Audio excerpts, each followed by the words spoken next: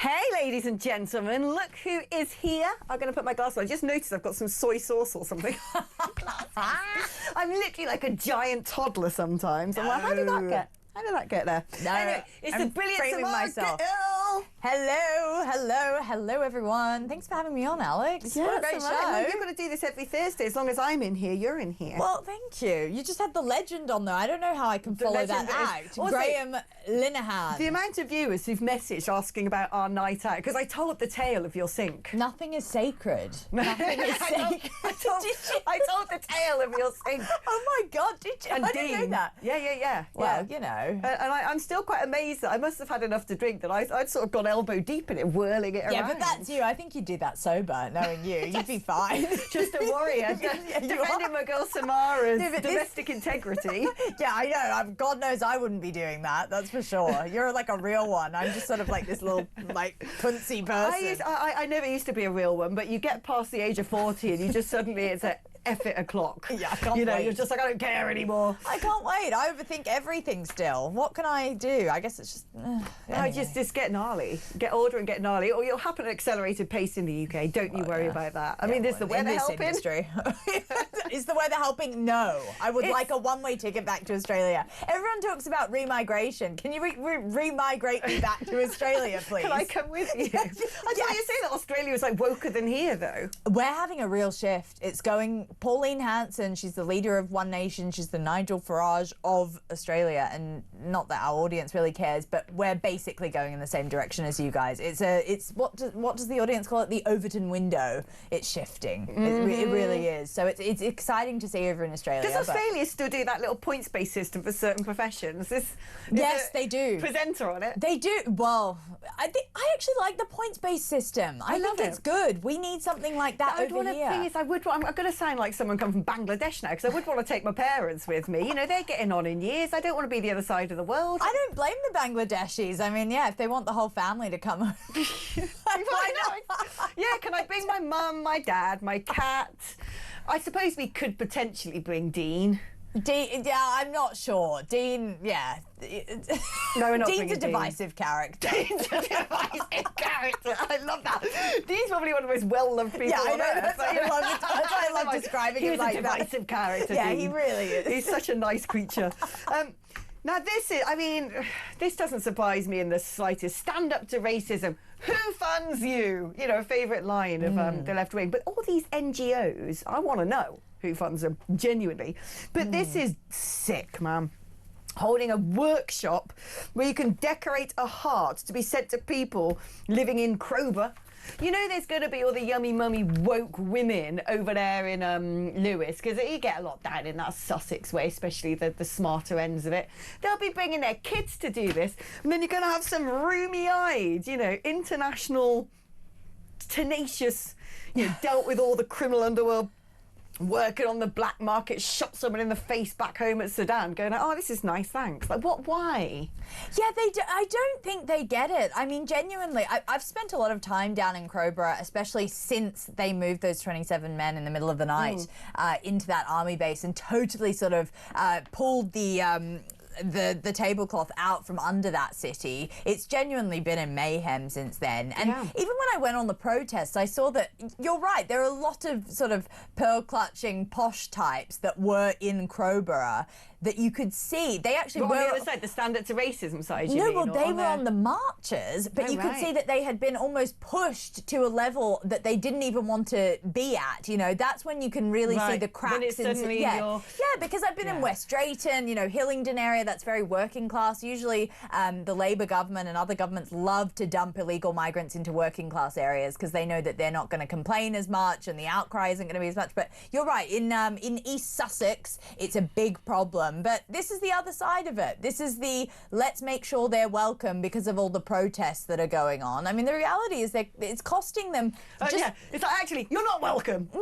By the way, you're not. Well, apparently that's extremely racist sentiment, and, you know, we're not allowed to say that we don't want a bunch of unchecked men in our town. I agree with you. It's a liberal area, and I'm not surprised to see this initiative, but it's not right. I mean, is someone going to get their child to draw a love heart for a young male. It was 27 young single male migrants that were moved in. Also, if you come from, like, I don't know, Sudan, where everyone's being stabbed in the face and raped, and you know, you've got sort of maybe you've got PTSD, maybe you've been brought up in violence and have violent urges, but likely if you're a young undocumented man of a certain age, you're probably going to have certain sexual urges. You don't understand this culture, you probably don't understand the language, and then you start getting love letters through the post. That's not going to dampen down the sort of rape thing going on, is it? I mean, I don't know if it would particularly encourage any rapes or sexual assaults, but I don't think it's right to say, oh, let's go and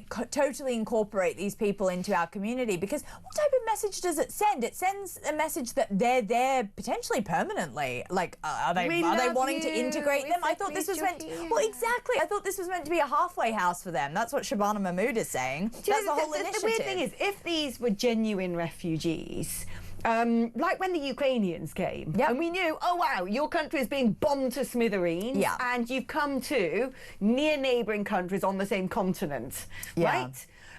That we all just went, we'd do anything for you guys. You know, we'll drive trucks over there ourselves, we'll deliver your aid, come. It's the British your way. Spare bedroom is, our spare bedroom's your room now. Fine.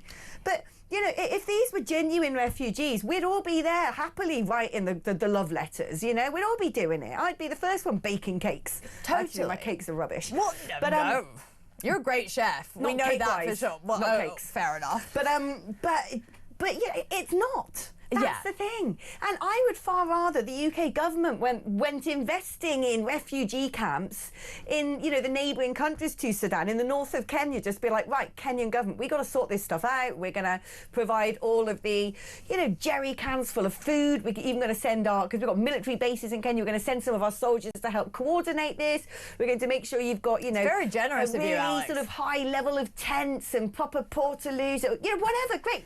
Do that, because there are genuine refugees coming out of Sudan, but they shouldn't be coming all the way over here. Well, I don't know. I mean, majority of them came from France, which is a perfectly safe country, you know. So, I mean, we know it's an economic thing. I mean, even just this week when I interviewed the mother, Siobhan White, of the woman who was fatally killed by an asylum seeker. The thing that really struck out to me the most about that case when I was reading into it is that this guy was properly the scum of the earth that we imported in.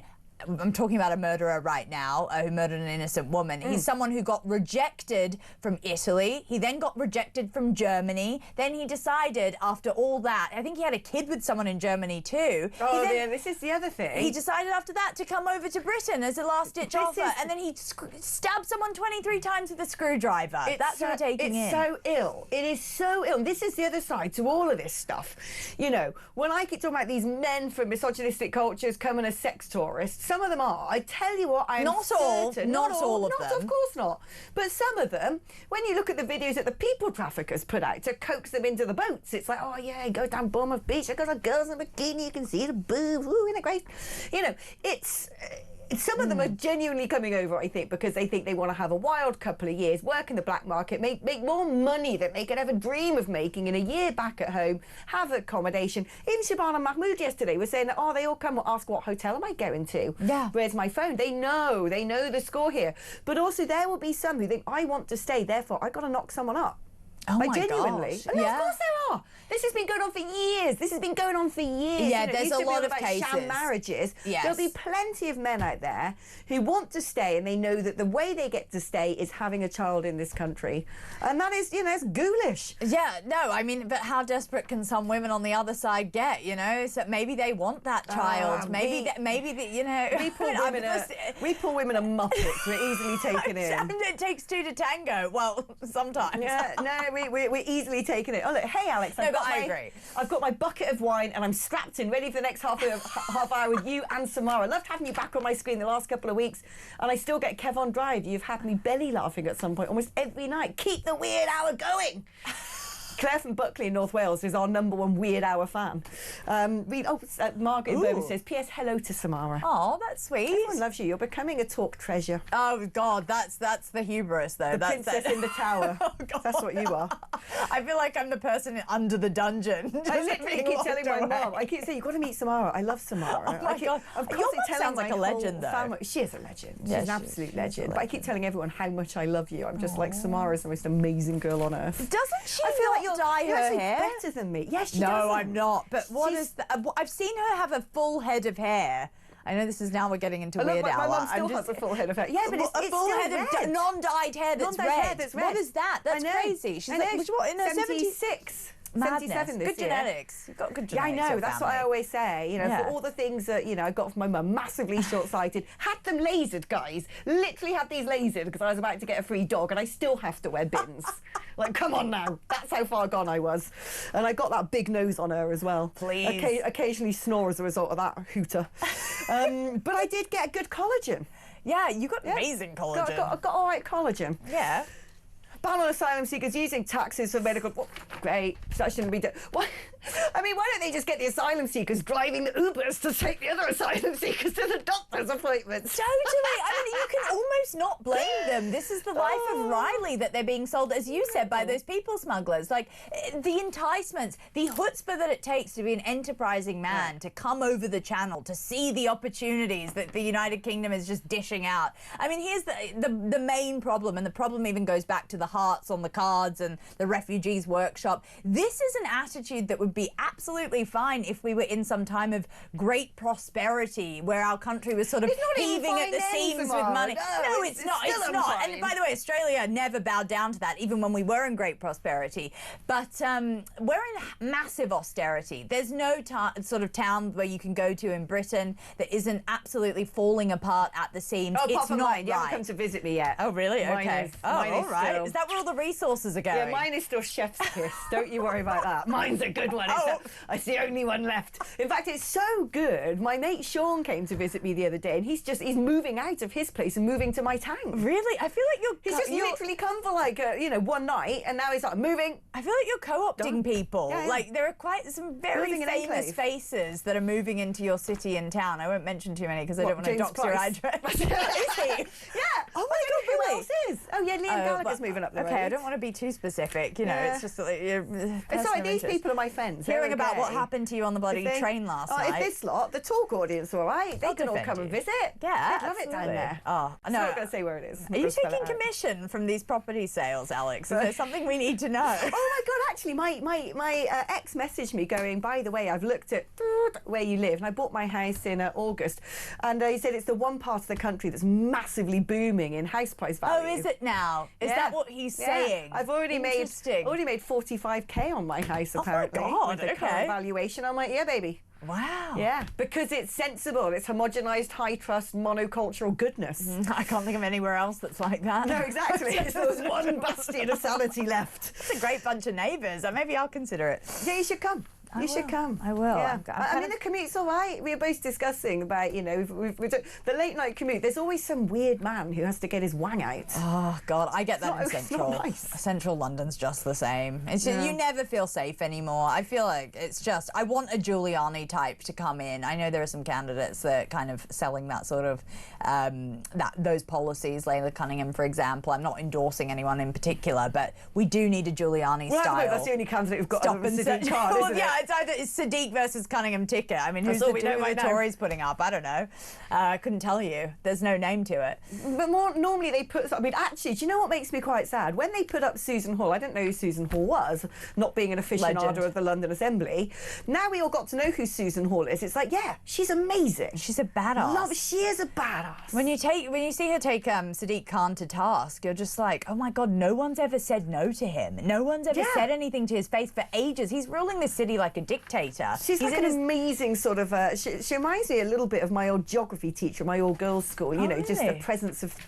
scare. Yeah, she absolutely A bit like is. Petri. Petri scares me a bit. No, Petri scares me. Petri scares everyone Yeah. because Petri's hardliner. Yeah, she's a war correspondent. She was in. I know. She's in the thick of it. She was bloody. We've got nothing on her. At least I don't. I know you've been in some gnarly situations. Not Petri gnarly. No, no. She's hard as nails. No Petri tonight though. It's going to be Andre after. Well, he's not hard as nails. He hasn't been in a war zone. That's for sure. He is a war zone. Yeah. Right, we're going to take a short break now. When we